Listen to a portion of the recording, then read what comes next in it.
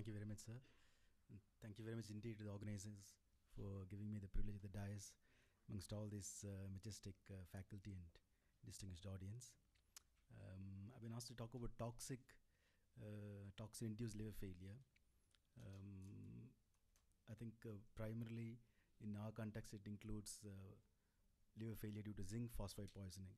It's actually a rodenticide poisoning. Thank you. So toxins per se would include drugs, chemicals, or food items, but I'm primarily concentrating on zinc phosphide poisoning. We had quite a few experience with that. Now, when you talk about elemental phosphorus, there are two forms. One is the red phosphorus, which is completely non-absorbable and insoluble, and it is non-toxic at all. But the yellow phosphorus, it's the same as white phosphorus. They have severe local and systemic toxic reactions, and they are used mostly in rodenticides and in fireworks. Now, reports of poisoning from phosphorus due to fireworks are there, but rodenticide poisoning report is actually very, very rare. It somehow seems to be a common poison, particularly in South India, but now I think most hepatology units all over the country would have had some experience with one or two cases, and most transplant units as well. Now, rodenticides normally, particularly in the abroad, it's actually anticoagulants, it's warfarins or warfarinoids, and they do not cause any toxicity to the humans because they just cause elevation of INR, which can be reversed with vitamin K or FFP.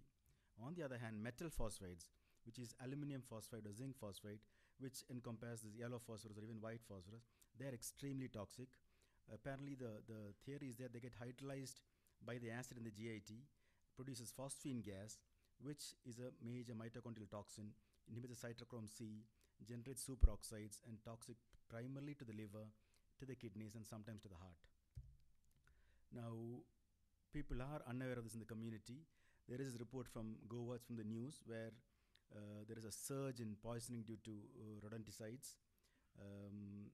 This Ratol is the thing that is used. Ratol, that is the poison that is commonly used. It's widely available. It's very cheap, and it can be used for farm use. That is why it's very, very common. Now, it's even apparently they've had this poisoning while somebody brushing his teeth used Ratol, which was kept by the side because it's a white paste, and apparently he died thinking that was actually the toothpaste. This has happened in our experience as well, where they usually paste it on the coconuts and keep it for the rats, and it was kept on the table, and the baby came and ate it and actually became went into liver failure. Symptoms, essentially I think there are 3 stages that what you've seen. First 24 hours they get GIT symptoms, usually abdominal pain, vomiting, and they go to the hospital and they usually admit to the consumption of this poison. But then what happens is the next 40 to 72 hours where they actually become asymptomatic, and most of the time they're actually discharged prematurely from the hospital because the physicians are unaware of their lethal complications.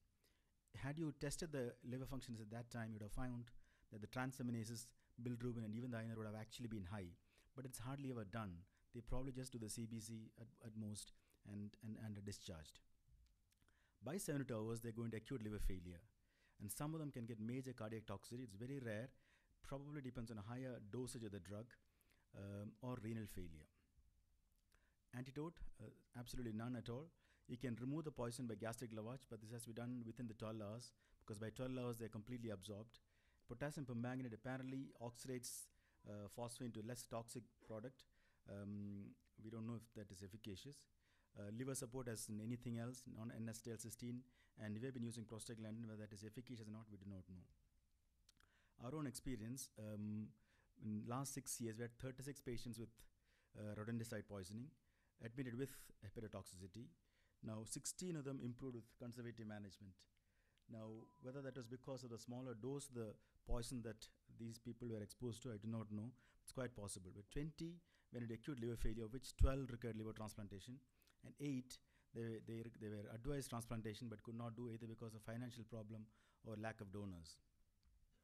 Now, if you analyze the 2 groups, the spontaneous recovery group, they have a much lower MEL, usually around 13. They do not have encephalopathy at all. INR is again on the lower side, and the transaminases, all they are up, they are usually on the lower side. Bilirubin, however, can go up, even when you go to 20, 25, and that we find is not an important marker of acute liver failure. On the other hand, with a group who go into liver failure, usually the average day is 4 to 5 days, between 2 to 7. The ones that go earlier into liver failure, they have probably a long associated cardiac and acute renal failure as well, and probably have been exposed to a very, very high dose. The usual thing that we find is that the median MEL score is around 30. 31 is the what we found in our analysis, driven primarily by the high INR, not by the bilirubin. But the bilirubin median is not very high, usually around 10. What is most striking is that if you develop encephalopathy at whatever period, none of them actually have improved. Every one of them have died. Those who have developed encephalopathy, every one of them have died. The significant difference between the two groups, as we said, presence of encephalopathy, anytime, even the smallest of grades, they almost all of them succumb. INR, again, day 4, 9 is the value that found was significant, while the other one is usually just around 2. ALT, the peak value is around 1100 for the acute liver failure group. The other one is usually stays around 150. So the MELD at day 4 we find primarily because the INR is 31 for the group that went liver failure, it's around 12, much lower for the group that spontaneously recovered. Bilirubin, although it's significant, the peak value is actually not much different between the two groups. There's significant overlap. Creatinine, again, only very small number have gone renal failure. Again, it's a very bad prognostic factor. Cardiac toxicity, again, they go into shock and very rapid death, usually by 3-4 days. Now, how do you decide whether to go for transplant? I think from our experience, anybody that has developed encephalopathy, there is not much point waiting. They almost always go into liver failure. Again, MELD on 30 on day 4 is probably a good indicator that they may actually need transplantation. But as has been discussed before, it is a continuing analysis that is required. By day 3, day 4, if they continue to deteriorate, I think the chance of them recovering is very low. Now, if you take a CT, it's very, very interesting. You find almost like an acute fatty liver pregnancy. Here you can see that the veins, this is a non-contrast CT, almost looks like a contrast CT with the IVC and the port vein almost white. You can trace it right up to that. And obviously the Hornswell unit will be much, much lower for the liver. The liver appears black while the veins appear white. I mean, normally it should be the other way around. This is a normal non-contrast CT. In somebody which is non-fatty, you'll find that the veins are black and the liver is white. In acute rat poison toxin, is exactly the opposite. By day 3, 4, you find it as if like a massive fatty infiltration of the liver, as you find in acute fat liver pregnancy. Now, the liver transplant that we did, 12 underwent liver transplant, all were living donor liver transplants, varying from 15 to 36. Majority 9, majority were females, and most of them suicidal attempts.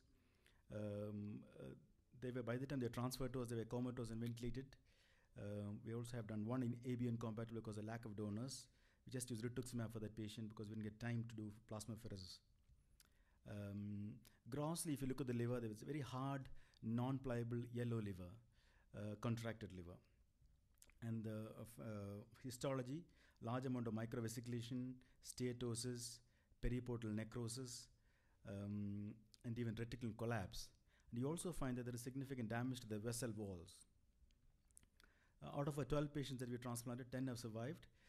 Everybody that have survived have a normal quality of life with no residual sequelae at all, including the incompatible transplant patient.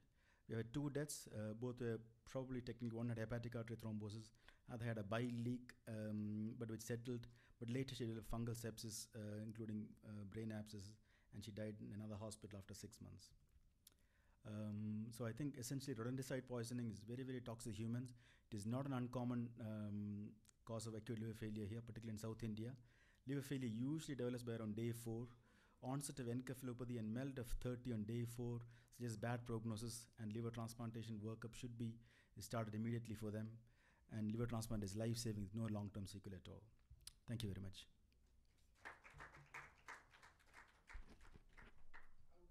I'm slightly confused. Are we talking about aluminum phosphide poisoning here? Both this ratol contains zinc phosphide. Yes, zinc because phosphide. We see aluminum phosphide poisoning in Gujarat. Patients never present with liver failure. They present with refractory hypotension, and uniformly all of them die in 72 hours. It's only the priest and the What do they die of? Aluminum phosphide. I mean, what is the cause of death? It's cardiac. Cardiac, it's okay. Cardiac.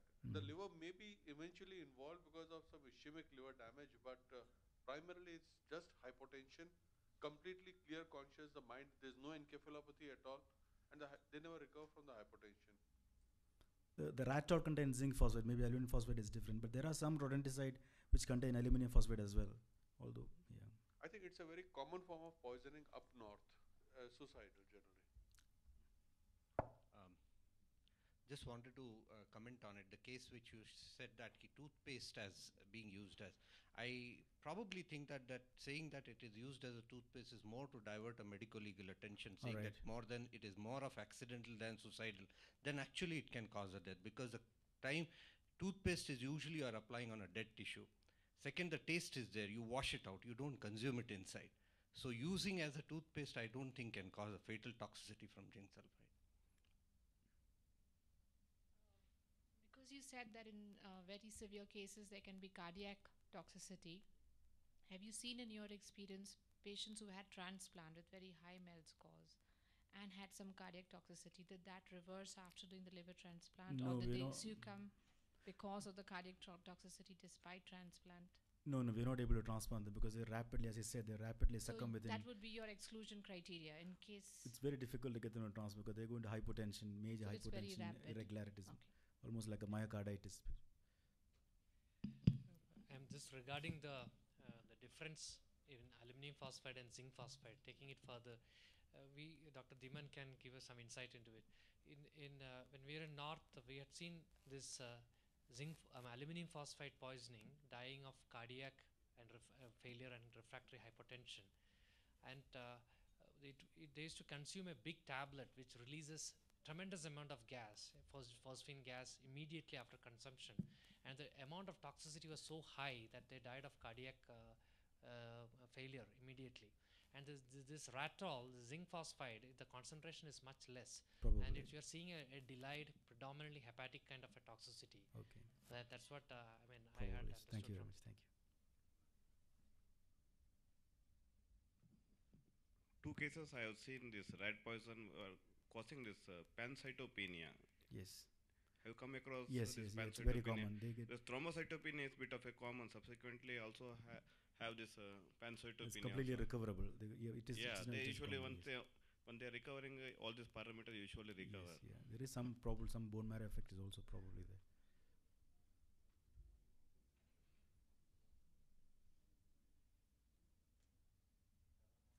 Thank you, sir. Thank you for Thank you very much. your excellent lecture.